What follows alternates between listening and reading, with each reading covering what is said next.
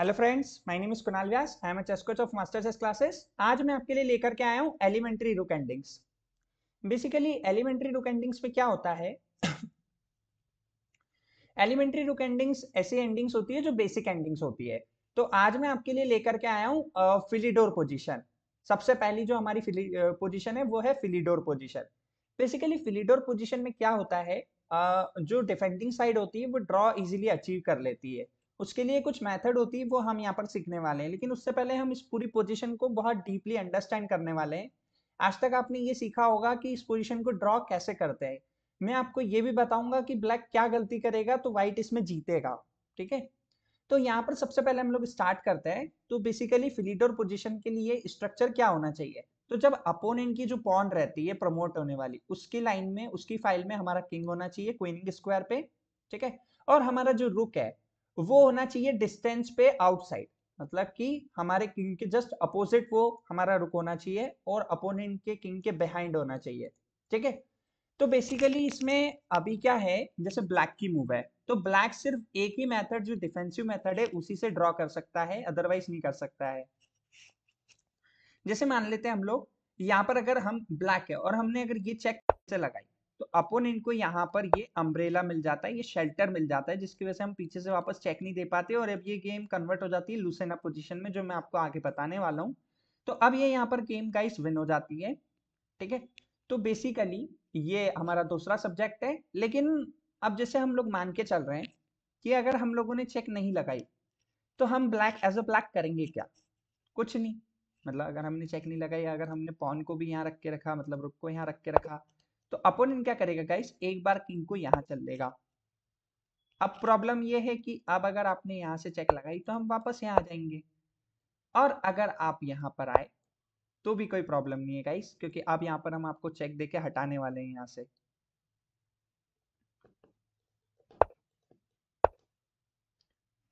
Okay guys,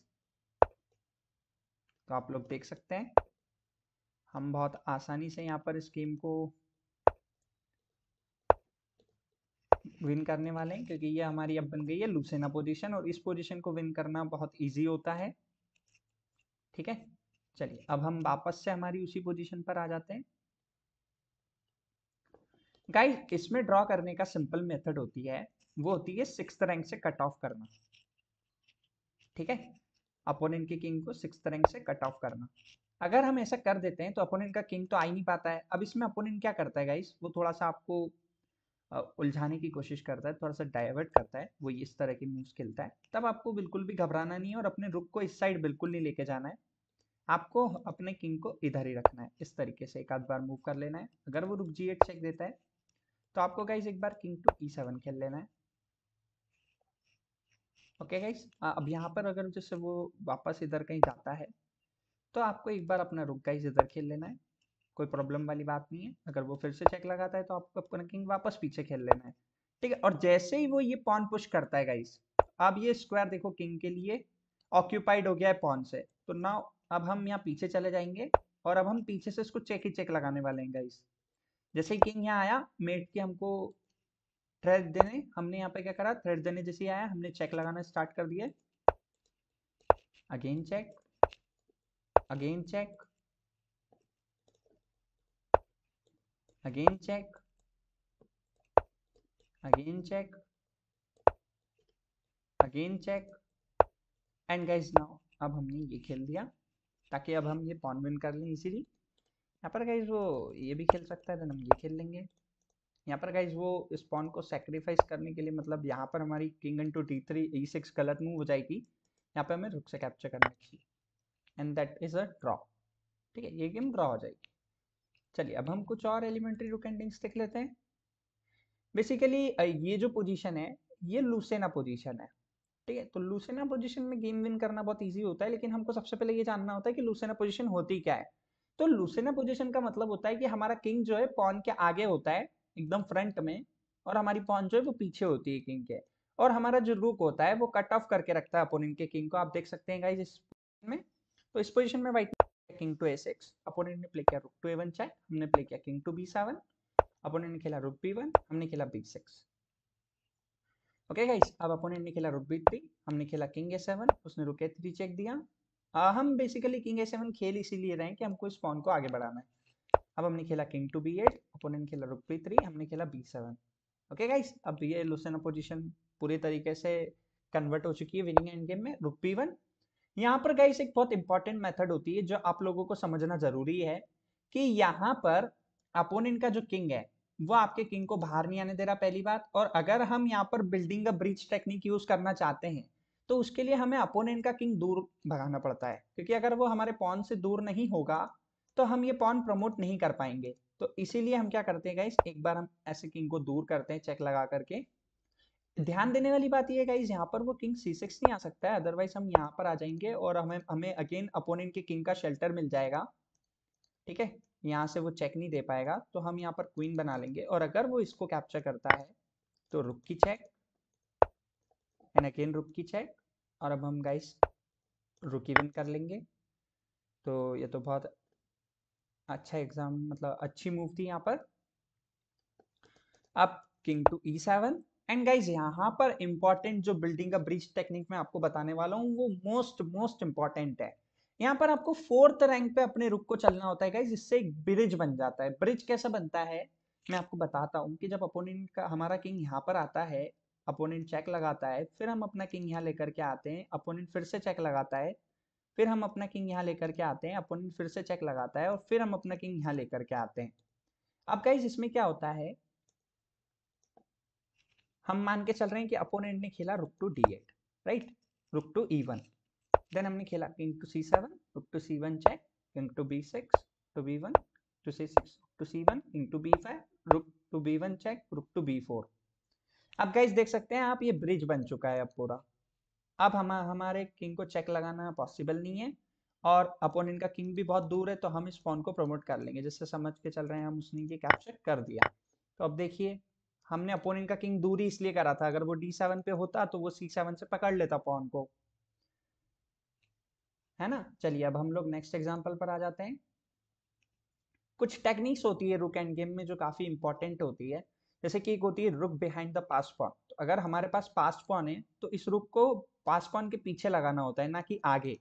ठीक है, क्योंकि आगे उसकी एक्टिविटी डिक्रीज हो जाती है और पीछे से हम अपोनेंट की एक्टिविटी को डिक्रीज करते हैं।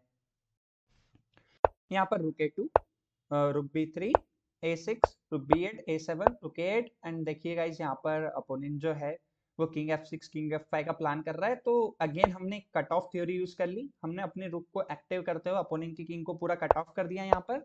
देन हमने किंग F3 प्ले किया गाइस, अपोनेंट ने किंग G6 प्ले किया, हमने किंग E4 प्ले किया, उसने C4 खेला, हमने किंग D4 खेला, उसने किंग F5 खेला, हमने कैप्चर कर ली C4 वाली पॉन। अब गाइस ध्यान देने वाली बात ये है कि वो F4 पॉन कैप्चर नहीं कर सकता है, अदरवाइज हम ये कैप्चर करके चेक देके पॉन को, और इसके बाद फिर हम अपनी पॉन को प्रमोट कर लेंगे बहुत आसानी से। किंग B5, F5, रुक A4 गाइस, हमने अपनी पॉन को डिफेंस किया। अपोनेंट ने अपना रुक कैप्चर करवा दिया यहाँ पर गाइस, वो ये सोच रहा है कि ये पॉन वो प्रमोट कर लेगा रुक के सपोर्ट से, मतलब किंग के सपोर्ट से। लेकिन हम क्या करेंगे गाइस, यहाँ पर हमारा जो किंग है वो बहुत पास में है अपोनेंट की पॉन से, तो हम बहुत आसानी से इसे रोक लेंगे। इसके लिए मेथड गाइस ये होती है, अपना किंग पास में लेके आओ, फिर चेक देके टेम्पो गेन करो अपोनेंट के किंग पे, ताकि उसको एक बार भी मौका नहीं मिले इस पॉन को बढ़ने का। Now king F3, now king D3, F4, and now guys rook to F7, king G3, and guys अब हम यहाँ पर किंग E4 खेल सकते हैं, गेम ओवर। चलिए नेक्स्ट टेक्निक पर हम लोग आ जाते हैं। नेक्स्ट टेक्निक गाइस ये होती है कि यहाँ पर हम देख पा रहे हैं कि हमारी पॉन तो कैप्चर होने ही वाली है, राइट। तो हम क्या करते हैं, अब यहाँ पर क्या हो रहा है कि अपोनेंट का rook front of the pass pawn है, ना कि बिहाइंड है। तो हम क्या करेंगे, यहाँ पर प्ले करेंगे rook to C2, cut off the opponent king, rook into A6 and rook A2। अब गाइस ये जो पोजीशन है ये सिंपली ड्रॉ हो जाती है, क्योंकि इसमें क्या हो जाता है गाइस, ये जो पोजीशन है इसलिए ड्रॉ हो जाती है क्योंकि अब ये जो रुक है और ये जो पॉन है, ये जो रुक है और ये जो पॉन है, इसमें अब ये रुक यहाँ तक आ जाता है चेक देते हुए, और ये पॉन A7 पे अटक जाती है। मैं आपको दिखाता हूँ कैसे होगा ये सब। लाइक दिस, अगर उसने चेक दी, हम यहाँ पर आ गए गाइस, अब उसने पॉन पुश करी, हम एक बार यहाँ पर आ गए गाइस, और उसने फिर से पॉन पुश करी। अब हम यहाँ पर आ गए गाइस। अब आप लोग देख सकते हैं हमें कुछ नहीं करना है। अब अपोनेंट इस रुक को हटा नहीं सकता है, ये पॉन कैप्चर हो जाएगी। और अगर वो किंग लेकर के आता है बाई चांस कुछ h4 वगैरह कुछ खेल के, तो गाइज यहाँ पर हमने प्ले कर लिया गाइज g6।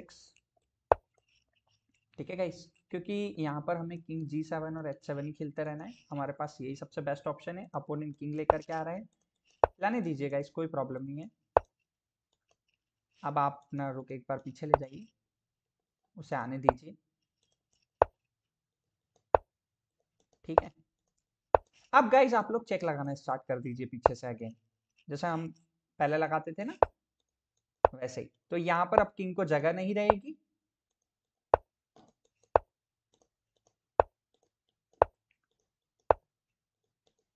और अगर वो पास आने की कोशिश करता है तो आने दीजिए गाइस, लेकिन अब अपना रुक यहाँ लगा के रख लीजिए। ज्यादा पास आने पे क्या होगा कि अगर किंग हमारा अपोनेंट का यहाँ आ गया और हमारा रुक यहाँ रहा तो थोड़ी प्रॉब्लम हो सकती है, इसीलिए हम बेसिकली यहाँ आ जाते हैं। ठीक है, यहाँ पर अब जैसे मान लो अपोनेंट ने ये खेला, अब गाइज आपको ये मूव नहीं खेलना है बिल्कुल भी, ये मूव गलत हो जाएगी, क्योंकि यहाँ पर अपोनेंट क्या आ जाएगा। अब आपको वापस ही जाना पड़ेगा गाइज, और अब अपोनेंट यहाँ आ जाएगा। अब आपको वापस चेक लगाना पड़ेगी। तो इस तरीके से ये गेम ड्रॉ ही हो जाएगी कुल मिला के। Thank you for watching this video. अगर आपको ये अच्छा लगा है वीडियो तो प्लीज़ लाइक एंड सब्सक्राइब ज़रूर करें और शेयर करें।